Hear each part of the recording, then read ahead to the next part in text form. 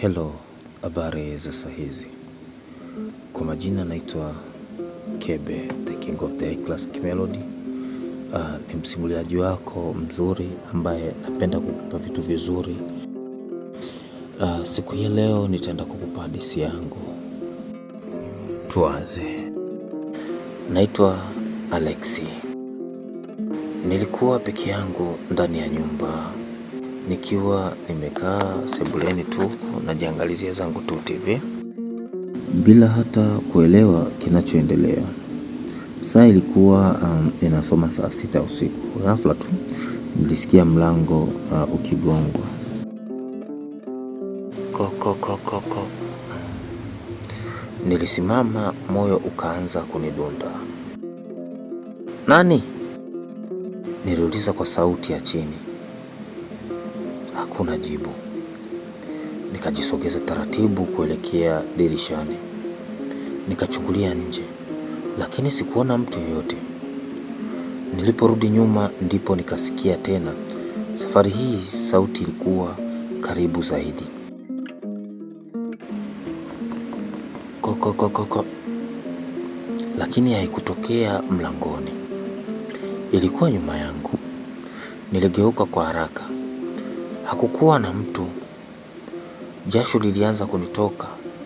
Nikaanza kuhisi kitu si cha kawaida ndani ya nyumba yangu.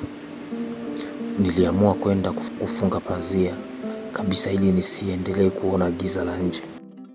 Niliposhika pazia ndipo nilimuona mtu amesimama nje upande wa pili wa dirisha, lakini uso wake haukuweza kuonekana vizuri. Alikuwa kama kivuli tu, akinitazama moja kwa moja. Macho yangu yaligongana na yake na ghafla akatoweka. Nilirudi nyuma kwa hofu, nikajigonga ukutani.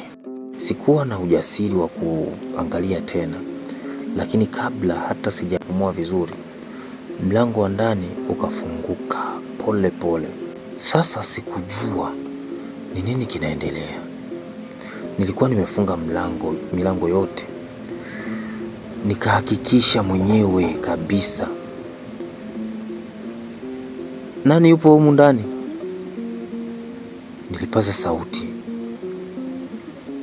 Hatua zikaanza kusikika, zikija kwangu taratibu. Tap, tap, tap, tap. Nilikimbilia pazia lile, nikajificha pembeni yake na kuchungulia. Ndipo nilipomwona tena. Sasa alikuwa ndani ya nyumba. Uso wake ulikuwa kama wangu. Alinitazama, akatabasamu pole pole, kisha akasema kwa sauti ya kutisha, ulikuwa hujui, lakini hii nyumba si yako peke yako. Nilihisi miguu yangu ikilegea. Sikujua. Nilijikuta nikisema kwa sauti ya kutetemeka. Akacheka kicheko kizito cha kutisha. Ndio, ukujua, na sasa umechelewa kujua. Taa zikazimika ghafla, giza likatanda, na ile ilikuwa mara ya mwisho kusikia sauti yangu ndani ya ile nyumba. Tukutane katika sehemu ya pili. Nini kilichoendelea na nini kitakachofuata? Cha kufanya subscribe, like, turn on notification ili kuwa wa kwanza kupata video zetu na simulizi nzuri kutoka ndani ya Kebe Films, for good films and for good simulizi.